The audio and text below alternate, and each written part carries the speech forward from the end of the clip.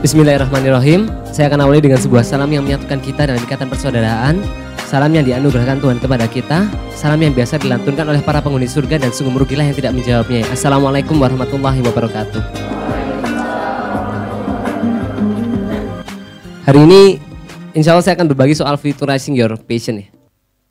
Nanti tolong fokus ke slide ya. Karena berdasarkan pengalaman saya, biasanya tidak fokus ke materi tapi fokus ke pembicaranya gitu ya. Apalagi wajah-wajah Timur Tengah kan ya. Mirip-mirip Maher Zain katanya orang. Tapi saya sering bilang ke adik-adik saya, ke kawan-kawan saya, walaupun wajah saya ini Timur Tengah, tapi hati saya tetap Indonesia. Futurizing your passion. Banyak orang itu bekerja dengan otak kan, dan ototnya ya. Mereka mati-matian belajar, mereka mati-matian menggunakan ototnya, tapi mereka lupa mengajak hatinya untuk bekerja ya. Itu value dasar yang saya ingin sampaikan pada nilai ini. Saya baca buku ini itu sekitar 4 tahun yang lalu ya, teori ini. Saya pelajari begitu mendalam dan ini berpengaruh besar bagi kehidupan saya. Jadi Divine Calling ini bilang, jika kita ingin menikmati kehidupan dengan pencapaian yang optimal, pastikan hidup kita memenuhi 3 hal katanya. Pertama pleasure, kedua strength, dan ketiga meaning. Pleasure itu hal yang kita sukai kan.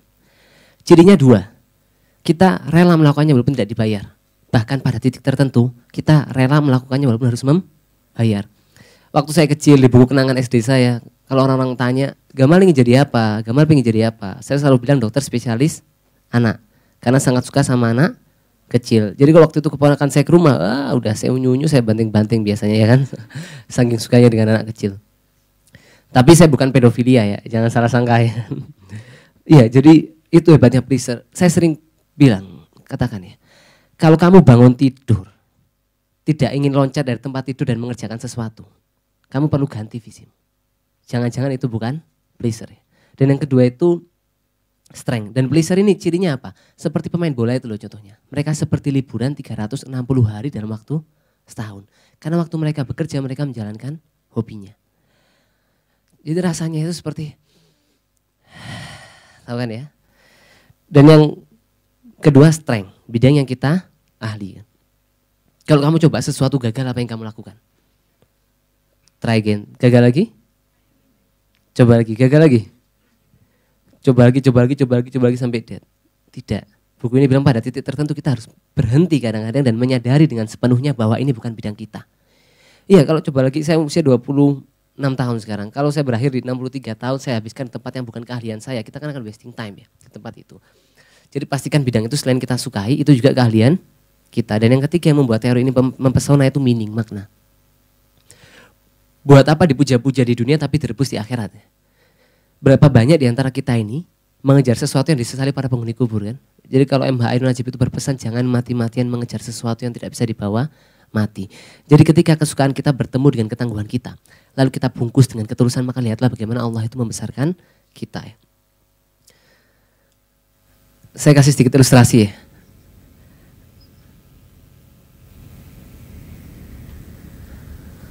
Kalau saya tanya mau dengan uang ini, pasti mau kan ya. Sekarang saya remet-remet ini. Masih mau dengan uang ini? Mau kan? Uangnya jatuh terus. Tak terasa terinjak sama saya. Masih mau dengan uang ini? Ya mau. Seperti itulah hidupnya. Betapapun kotor leceknya uang ini, 100.000 tetaplah 100.000. Betapapun kotor, lecek ya, tetaplah 100.000. Seperti hidup ini. Mungkin kita pernah jatuh, pernah lecek ya, pernah gagal, pernah menyeka keringat orang. Tapi itu tidak mengubah nilai kita sebagai manusia. Jadi seperti itulah kehidupan ini ya. Sekelam apapun masa lalu kan masa depan masih suci. Jadi orang itu tidak peduli kan. Bagaimana masa lalu kita, yang penting itu kita memiliki nilai dan itu bermanfaat. Ini Lee Hyun Hyung ya, ahli waris keluarga Samsung. Sahamnya 1,73 triliun. Kurang apa coba? Kaya ya kan, cantik astagfirullahaladzim. Tapi usia 26 tahun dia bunuh diri. Waktu saya kuliah kedokteran tuh 2 teman saya mencoba bunuh diri. Dua-duanya karena cintanya bertepuk sebelah tangan. Ya. Saya bilang sama teman-teman saya ini, Islam itu tidak melarang kita mencintai kan, tapi diminta untuk mengatur waktu dan tempatnya, ya betul. Jadi makanya sekarang trennya itu kan ta'aruf kan, enggak pacaran ya, karena wanita bukan untuk dicoba, ya. Buktinya ya Rasulullah itu kan juga memahami cinta, manggil istrinya apa? Tahu? Al-Humairah, yang pipinya merahan ya. Tapi kalau istri kita hitam jangan dipanggil ya Hajar Aswad gitu ya. Marah nanti. Ikhlas. Sekarang saya akan membagikan nilai dasar dari divine calling itu yang saya implementasi dalam pribadi dan perusahaan atau organisasi yang saya kembangkan ya. Saya dulu punya 3 cita-cita waktu kuliah. Pertama, saya tuh ingin jadi motivator. Jadi saya lihat Dr. Arif Alamsyah, guru saya, dia kasih motivasi di kelas gitu. Waktu itu di Brawijaya kedokteran. Kok saya lihat enak sekali jadi motivator ini. Orang mendengarkan kata, mendengarkan cerita saja, dia bisa tergairahkan untuk melakukan kebaikan. Saya ke ruangan beliau waktu itu. Saya bilang, Dok, saya mau jadi motivator gitu. Beliau aja, saya ke tempat beliau memberikan training di berbagai tempat ya di luar kota. Saya catat setiap ilmu yang dia berikan. Bingung kan saya ini gak ada yang ngundang jadi motivator ya. Saya waktu itu ketua kerohanian, saya paksa semua staf saya mendengarkan training motivasi secara rutin akhirnya. Saya masih ingat pertama kali itu saya ditertawakan ya. Jadi waktu itu ya tidak jauh beda seperti sekarang ya, jayus, jelek.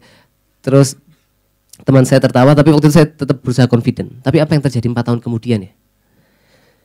Alhamdulillah dengan karunia Allah ya, Allah berikan itu kenikmatan menggapai cita-cita saya sebagai seorang motivator ya. Jadi impact perusahaan training consulting kami kurang lebih mendapat 30-50 invitasi setiap bulan. Termasuk saya alhamdulillah mendapatkan kesempatan memberikan training di 12 negara ya. Termasuk alhamdulillah dalam waktu dekat memberikan training di Georgia dan Cina. Dan saya berkesempatan memberikan training 2 dari 3 universitas terbaik dunia. Tidak bermaksud menyombongkan diri, hanya ingin memamerkan saja. Saya pernah ingin jadi seorang pengusaha ya. Jadi kalau materi entrepreneur, sebenarnya kakak saya yang nomor 2 itu lebih tepat menjadi pemateri. Namanya Wildan, lulusnya 7 tahun. Tapi saya optimis sekali ya, asetnya dia di usia 27 tahun sekarang, itu ketika lulus kuliah, itu mungkin paling besar di angkatannya, di universitas. Dia pernah tanya sama saya gini, Gamal kalau kamu dokter, kamu kerja di rumah sakit yang bagus, setiap bulan dapat berapa? Dia bilang, dapat 5-10 juta misal, saya udah ambil yang paling tinggi 10 juta, setahun dapat berapa? 120 juta, 10 tahun 1,2 M, itu kalau ngomongnya gak dipakai apa-apa ya. Terus beliau tunjuk, itu jadi kerja 10 tahun baru bisa beli rumah kecil di dekat rumah kami waktu itu. Terus saya belajar entrepreneur dari dia dan alhamdulillah waktu itu merintis Indonesia Medica dengan berbagai bimbingannya. Dan yang ketiga itu saya ingin jadi wirausaha sosial ya. Karena saya yakin uang itu hanya bisa mencapai kebahagiaan pada titik tertentu ya. Untuk menggapai lebih itu butuh sesuatu, more than money ya. Terus saya punya satu cita-cita yang belum saya sebutkan ya. Saya ingin jadi seorang mahasiswa berprestasi waktu itu. Jadi saya lihat kakak kelas saya, dia mau pres, saya ajak dia penelitian bersama. Terus saya pelajari caranya dia, cara dia cari data, cara dia konsultasi, cara dia menulis, semua yang saya perhatikan. Saya lakukan hal yang sama. Dan waktu setahun alhamdulillah saya mendapatkan 12 penghargaan ilmiah. Teorinya seperti tutup botol. Kalau kita nggak tahu caranya apa yang kita lakukan? Kita banting-banting ya kan, kita tendang-tendang, kita putar-putar. Padahal tinggal dibuka tutup botolnya. If you do what he has done, you will get what he has got. If you do what I have done, you will get what I have got. If you always do what you have always done, you will always get what you have always got. Ya. Jadi kalau kamu melakukan apa yang dia lakukan, kamu akan mendapatkan apa yang dia dapatkan, itu keyakinan saya. Jadi personal mastery itu penting ya. Pertama, teorinya itu ikhlas. Ikhlas itu kalau guru saya bilang kayak tukang parkir katanya. Mobilnya dia banyak, tidak pernah sombong ya. Mobilnya macam-macam, dia tak pernah takabur. Mobilnya diambil sampai habis, dia juga tidak pernah marah kan. Ikhlas terus ya. Seperti teman-teman juga kan, ikhlas tetap kesini, tetap meluangkan waktu, tetap capek. Lalu kenapa tidak memilih untuk ikhlas saja? Cintai apa yang kau kerjakan. Jika seseorang itu terpanggil jadi tukang sapu, maka dia seharusnya menyapu seperti Michelangelo melukis, Beethoven memainkan komposisi musiknya, dan Shakespeare menuliskan puisinya. Dia seharusnya menyapu jalan dengan begitu baik sehingga seluruh penghuni surga dan bumi akan berhenti sejenak sambil berkata, di sini telah hidup seorang penyapu jalan yang menjalankan tugasnya dengan begitu baik ya. Jadi moderator sebaik mungkin kan awal. Fakih jadi operator sebaik mungkin ya. Adik saya Lia ya kan. Jadi ketua pelaksana sebaik mungkin. Ya. Jadi peserta pun yang sebaik mungkin. Apalagi ada dalam Muslim ya, hadis Bukhari Muslim, lakukan pekerjaan itu pada puncak kemampuanmu. Pernah baca buku ini ya? Sudah terjemahkan di bahasa Indonesia, ini Nicholas Effect, A Boy's Gift to the world. Hadiah seorang anak kepada dunia. Ini kisah terjadi hampir 20 tahun yang lalu ya. Nicholas sama keluarganya pergi liburan ke Italia. Sepulang dari restoran, mobil mereka diikuti perampok. Ayahnya lari dari kejaran perampok itu. Dan ayahnya baru tahu Nicholas ini, anak laki-lakinya, tertembak tepat di belakang kepalanya. 2 hari dirawat di ICU, akhirnya Nicholas meninggal dunia. Orang tuanya melakukan hal yang fenomenal. Jadi malam itu, orang tuanya mendonorkan 7 organ tubuh Nicholas untuk menyelamatkan 7 nyawa manusia. Lalu kenapa disebut hadiah seorang anak kepada dunia? Data di Amerika menunjukkan setiap hari 18 orang meninggal karena menunggu donor organ. Kalau kita lihat jurnal di Inggris, dia akan bilang setiap hari 3 orang meninggal dunia karena menunggu donor organ. Dan setelah Nicholas mendonorkan 7 organ tubuhnya, angka donor organ dunia itu meningkat 300%. Hampir 4 kali lipat ya. Jadi ada banyak pilihan yang bisa kita lakukan untuk menciptakan kehidupan yang lebih baik ya. Memilih itu mencintai daripada membenci, bermurah hati daripada berbuat kejam. Ini adalah orang-orang yang mendapatkan donor organ. Orang itu tidak peduli kok seberapa pintarnya kita, tidak peduli seberapa banyak penghargaan yang kita terima ya. Itu sampah-sampah semua. Orang tidak peduli seberapa kayanya kita, seberapa berpengaruhnya kita, seberapa berkuasanya kita. Tidak peduli, mereka pedulikan hanya satu, apakah keberadaan kita ini memberikan manfaat buat mereka. Dan juga tidak peduli seberapa kaya, pintar, hebatnya kita, tapi kalau hati kita itu sekarang tidak tenang, pasti ada yang salah. Nicholas ini mengajarkan soal pengorbanan. Jadi ada pepatah Arab yang diajarkan keluarga saya, loyalitas itu akan diberikan kepada siapa yang paling banyak memberikan pengorbanan. Dan itu adalah dasar dalam sebuah kepemimpinan. Ada 2 kata dalam bahasa Belanda yang terucap sama, tapi tertulis berbeda ya. En Leiden work is en legend works, Leiden is legend. Jalan kepemimpinan itu adalah jalan penderitaan, memimpin adalah menderita. Kita bisa belajar dari Arema kan, karena kita Aremania ya kan.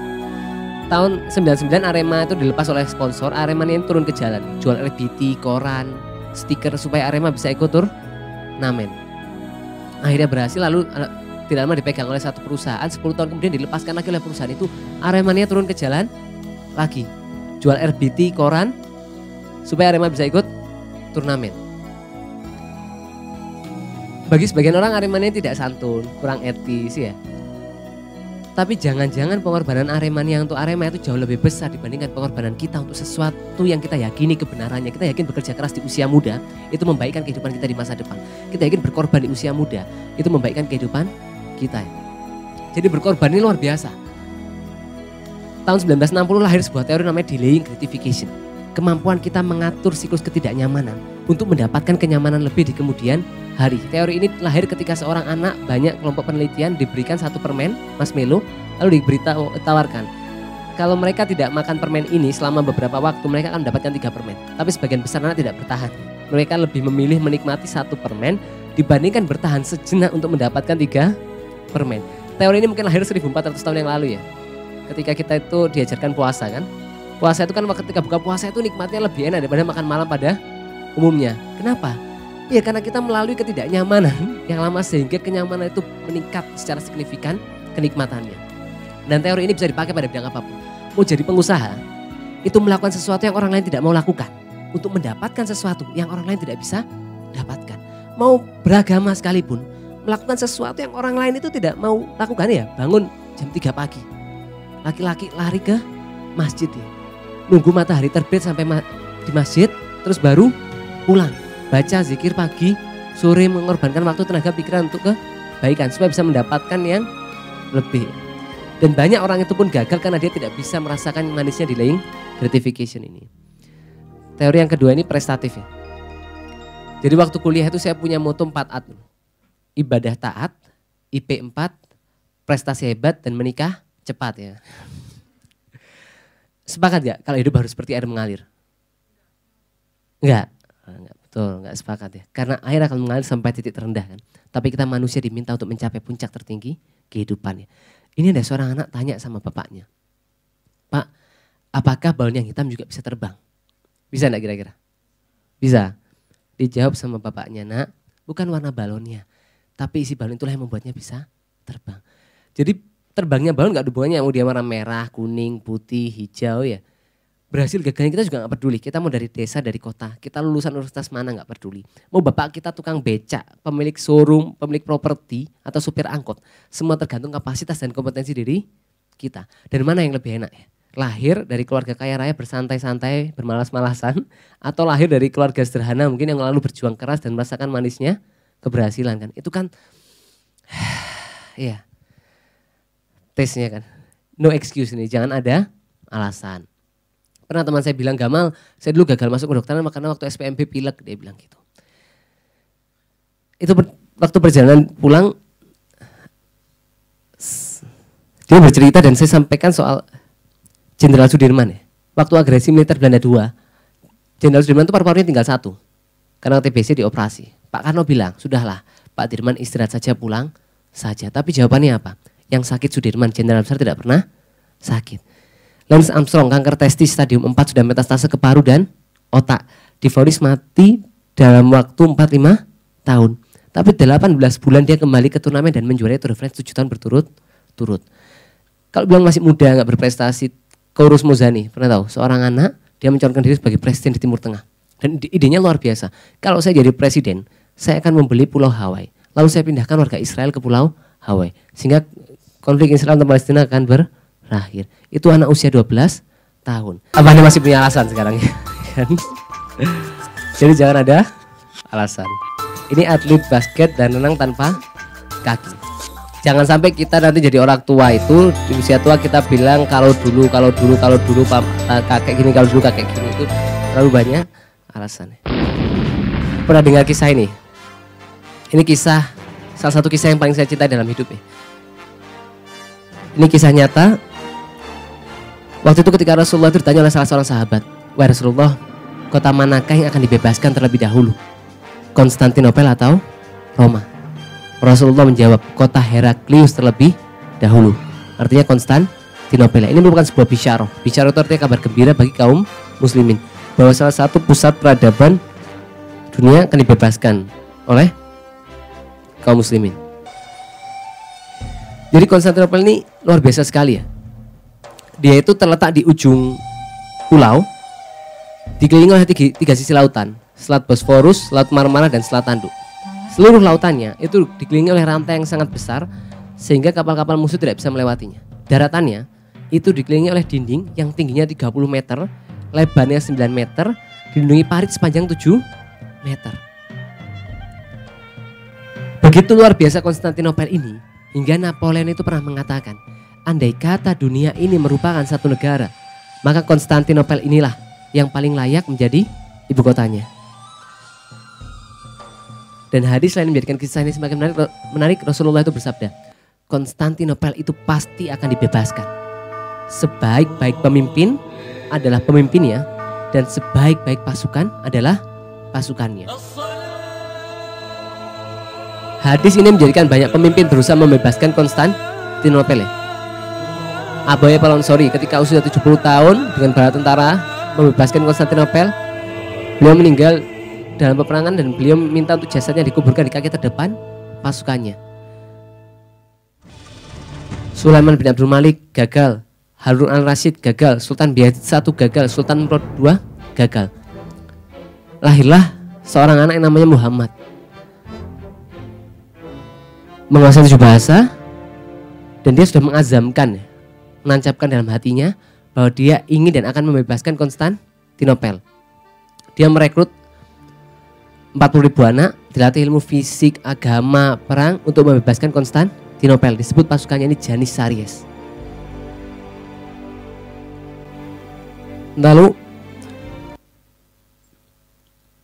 untuk merontokkan dinding Konstantinopel yang besar, beliau menciptakan sebuah senjata yang bisa melemparkan peluru yang beratnya 700 kg. Pada tanggal 6 April 1453, Muhammad Al-Fatih membawa 250.000 pasukan dengan 70 kapal perang ya, untuk membebaskan Konstantinopel. Serangan dari selatan, barat, dan utara. Pasukannya harus berhadapan dengan pasukan barat Konstantinopel. Pasukan juga harus melawan pasukan laut Konstantinopel dan melewati dinding yang sangat besar dan lautan yang dikelilingi oleh rantai-rantai yang sangat besar. 14 hari perang tidak ada tanda-tanda kemenangan bagi kaum pasukan Muhammad Al-Fatih. Sebagian pasukannya mulai menyerah. Tapi bahkan ada salah seorang mujahid, Hasan Ulabid, beliau meninggal di puncak menara Konstantinopel hanya untuk menancapkan bendera Islam. Tapi apakah Muhammad Al-Fatih menyerah? Tidak. Akhirnya Muhammad Al-Fatih itu mencoba suatu cara yang melegenda. Jadi kunci pertahanan Konstantinopel itu karena lautannya dikelilingi oleh rantai sehingga kapal-kapal Muhammad Al-Fatih tidak bisa melewatinya. Lalu apa yang dilakukan seorang pemuda berusia 23 tahun ini? Beliau meminta pasukannya untuk memindahkan 70 kapal perang dari Selat Bosporus menuju Selat Tanduk melalui Gunung Galata yang panjangnya 3 mil. Jadi bayangkan, 70 kapal perang ditarik dengan tenaga manusia melalui gunung yang panjangnya 3 mil hanya dalam waktu 1 malam. Begitu luar biasa apa yang dilakukan oleh Muhammad Al-Fatih hingga Yilmaz Ortuna di dalam kitabnya Osman Litarihi dia mengatakan, kami tidak pernah melihat dan tidak pernah mendengar sesuatu yang luar biasa seperti ini. Muhammad Al-Fatih telah mengubah bumi menjadi lautan dan dia telah menyeberangkan kapal-kapalnya di puncak gunung sebagai pengganti gelombang lautan. Sungguh kehebatannya jauh melebihi apa yang dilakukan oleh Alexander yang Agung. Akhirnya 29 Mei 1453 Konstantinopel berhasil dibebaskan melalui tangan Muhammad Al-Fatih. Pertanyaannya, apa yang bisa membuat seorang pemuda bertahan 52 hari perang dan membuktikan sabda Rasulullah 825 tahun setelah sabda itu disampaikan. Jadi 825 tahun setelah Rasulullah menyampaikan, barulah Konstantinopel itu berhasil dibebaskan. Keesokan harinya ketika sholat Jumat, Muhammad Al-Fatih itu mengumpulkan seluruh pasukannya. Dia ingin memilih pasukan terbaik sebagai imam sholat. Dia minta seluruh pasukannya berdiri, lalu dia tanya, wahai pasukanku, siapa di antara kalian yang pernah meninggalkan sholat wajib semenjak akil balik, silahkan duduk. Tidak satupun pasukannya duduk. Pertanyaan kedua, siapa di antara kalian yang pernah meninggalkan sholat rawatib semenjak akil balik, silahkan duduk. Sebagian pasukannya mulai duduk. Dan pertanyaan terakhir, siapa di antara kalian yang pernah meninggalkan sholat tahajud semenjak akil balik, silahkan duduk. Seluruh pasukannya duduk kecuali Muhammad Al-Fatih. Tidak sulit bagi Allah untuk memenangkan pemimpin sebelumnya kan? Tapi kenapa Allah memilih Muhammad Al-Fatih? Mungkin Allah ingin menunjukkan kepada kita, dulu pernah hidup seorang pemuda yang dia menjaga kedekatannya dengan Tuhannya. Dan dia membuktikan kan, ya ayyuhallazina amanu tansurullaha yansurkum wa yusabbit aqdamakum. Manusia itu adalah saya, ini terserah mau diisi apa ya, jangan diisi terserah ya. Tapi juga jangan diisi manusia teroris adalah saya ya kan. Terserah mau diisi apa yang sesuatu yang membuat kita itu berbeda di puncak dibandingkan lainnya. Karena dengan begitu kita akan berharga. Karena tidak ada yang bisa menggantikan kita. Kalaupun ada yang bisa menggantikan kita, dia tidak bisa melakukannya dengan sebaik kita ya. Dan ini penting ya. Ini nilai yang saya coba internalisasi, orang yang percaya diri itu bukanlah orang yang yakin pada kemampuannya. Tapi orang yang yakin bahwa Allah itu bersamanya. Karena berapa banyak orang pintar, kaya, hebat, berpengaruh itu yang jatuh dalam lubang riak, kesombongan, ketakaburan karena merasa hebat ya. Kata-kata sederhana ini menjadi pengingat bagi kita. Bahwa apa yang kita miliki sekarang itu adalah karunia. Jadi sisakan ruang yang begitu besar. Bahwasanya Allah itu memberikan peran besar dalam keberhasilan kita ya. Sehingga keberhasilan kita itu karena percaya diri dan sombong itu hampir dekat. Banyak orang mulai pekerjaan dengan kepercayaan diri yang besar ya. Dan mengakhirinya dengan kesombongan yang begitu membahayakan. Siapa yang paling menyesal dalam hidup ini? Apa yang lahir dari keluarga miskin dengan paras yang buruk dengan keterbatasan fisik? Tidak ya. Layaknya bunga yang tidak bisa memilih di mana ia tumbuh. Kita pun tidak bisa memilih di keluarga mana dan bagaimana kita dilahirkan. Jadi menurut saya orang yang paling menyesal itu orang yang belum memberikan yang terbaik yang dia punya.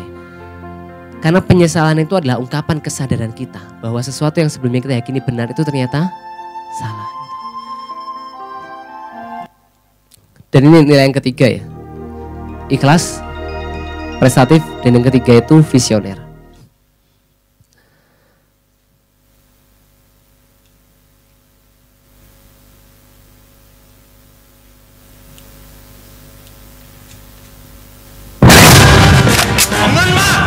Ini orang merampok bank.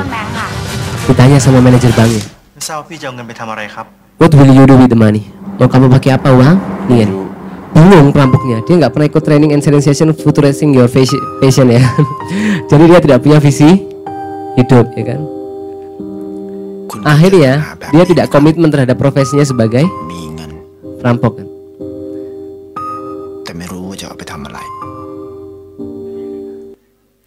Tadi kita tertawakan perampok itu. Sekarang bagaimana dengan kita? Sudah mondar-mandir sekolah rumah berapa tahun? TK, SD, SMP, SMA ya?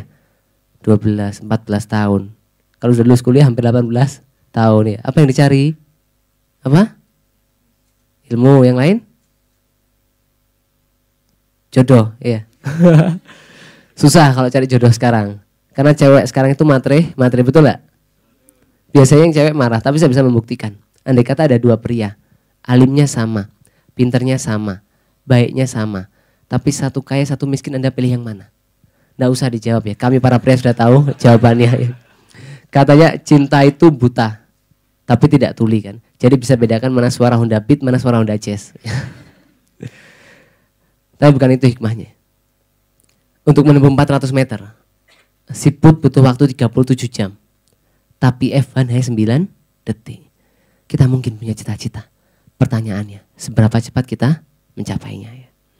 Jadi sekarang tentukan apa yang mau dicapai. Lalu kerahkan semua sumber daya untuk mencapainya dalam tempo sesingkat-singkatnya. Dan yang keempat, komitmen ya. 5 tahun yang lalu itu, ada seorang wanita berusia 46 tahun, itu minta izin sama suami dan anaknya mau kuliah jurusan ilmu tafsir di salah satu universitas swasta di Kota Malang. Bingung kan ini, anaknya sama suaminya? Ini sudah usia 46 tahun kok masih mau daftar kuliah. Bukan S2, S3, mau daftar D1, jurusan ilmu tafsir. Terus tanya sama anaknya, Mami ini mau apa Mi, usia 46 tahun kok mau kuliah? Dijawab apa? Mami itu cuma ingin mengerti arti bacaan sholat dan ingin menyelamatkan anak-anaknya dari api neraka. Dan Anda tahu siapa wanita ini? Ya wanita yang melahirkan saya ya. Jadi ibu saya itu luar biasa sekali orangnya. Saya sering pesan ke adik-adik saya, kenapa Allah itu tidak meletakkan surga di kaki para penghafal Quran? Allah itu juga tidak meletakkan surga di kaki para ulama-ulama besar, tapi Allah lebih memilih meletakkan surga itu di kaki ibu-ibu kita ya kan.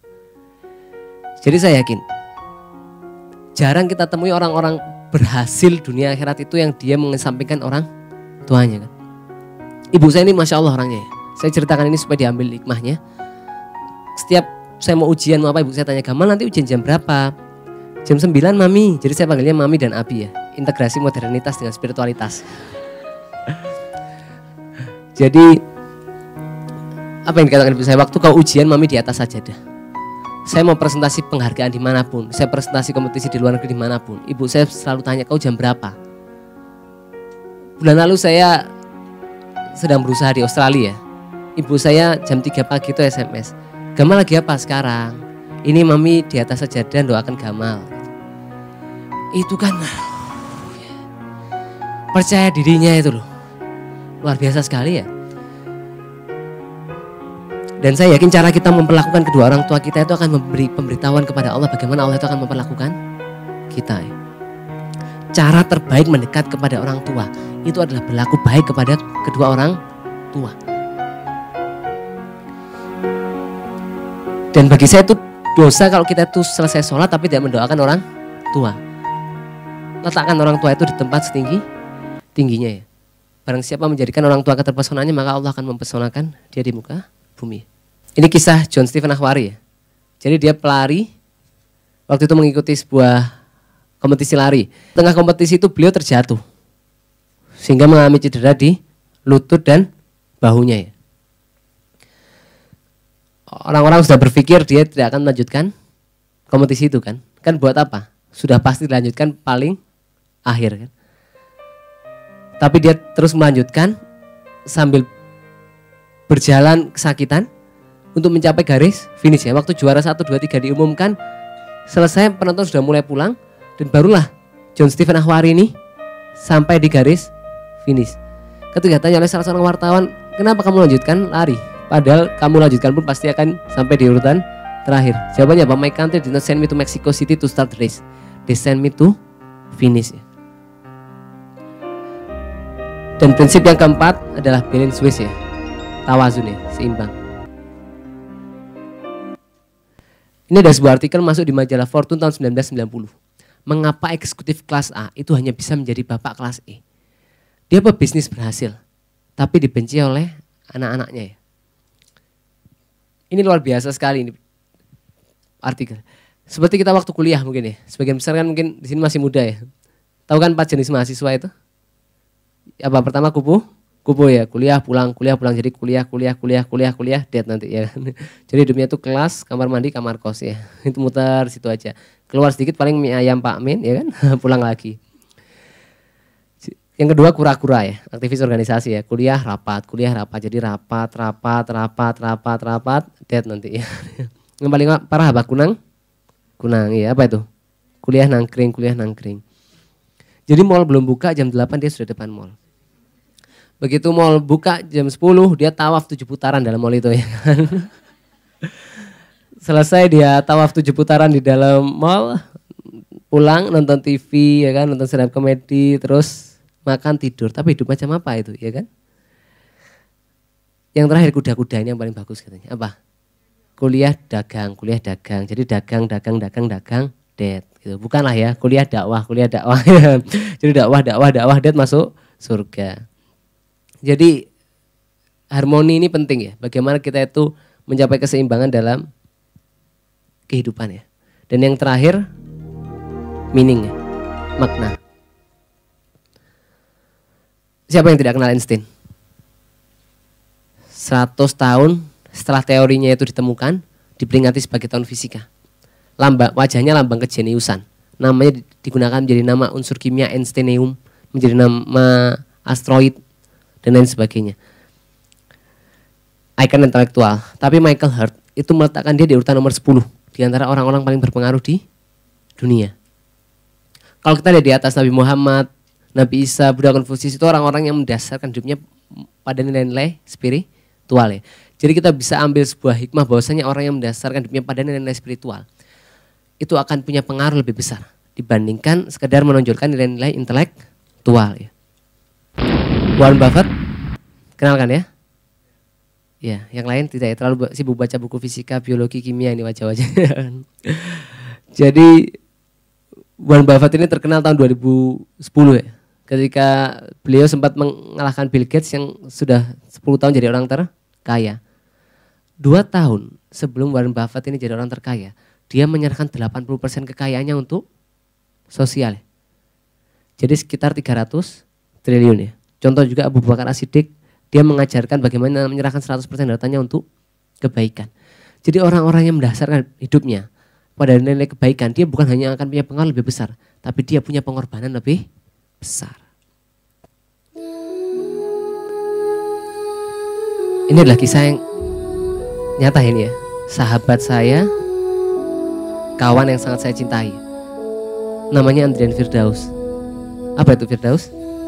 Surga. Beliau aktivis dakwah di Fakultas Kedokteran. Juga aktif di lembaga pers. Mungkin karena Allah sudah tidak sabar lagi berjumpa dengan hamba yang cintai ini.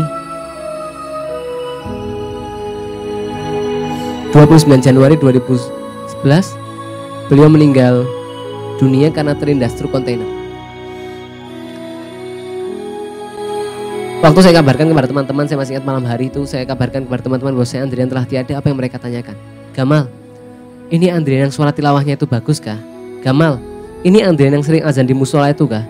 Gamal, ini Andrian yang suara koriknya itu bagus kah? Kawan saya Andrian ini dikenang dengan kepandaiannya melantunkan ayat suci Al-Quran dan hobinya mengumandangkan azan. Bahkan ketika beliau tiada itu, saya masih ingat setiap hari Minggu sore beliau mengumpulkan mahasiswa kedokteran untuk mengajarkan memanggil ustadz untuk mengajarkan bagaimana melantunkan Al-Quran dengan baik. Hidup ini kan tidak terasa ya. Sekarang saya usia 26 tahun. Cepat sekali kan. Saya pernah tanya paman saya usia 49 tahun, beliau bilang iya hidup ini gak terasa kamu. Sekarang paman tiba-tiba sudah usia sekian. Kalau kamu punya kakek usia 70-80 tahun, tanyakan, pasti kakek nenekmu akan bilang hidup tidak terasa. Tiba-tiba kakek nenek sudah usia 70-80 tahun. Seperti itulah kehidupan, berlalu begitu cepat. Kepintaran, kekayaan ya, popularitas, pengaruh, ketenaran apa saja itu semua yang disombongkan semua akan kita tinggalkan. Tapi betapa kita lalai mengingat ya, satu obat mujarab yang saya sering pakai untuk menahan ambisi pribadi. itu adalah mengingat kita itu akan pernah sekarat di rumah sakit, atau mungkin nanti kita juga akan sampai ke liang lahat. Itu semua menanti. Saya bersyukur jadi dokter ya, karena sering berada pada situasi di mana orang kritis dan dekat dengan kondisi kematian, sehingga itu menjadi pengingat yang luar biasa bagi saya.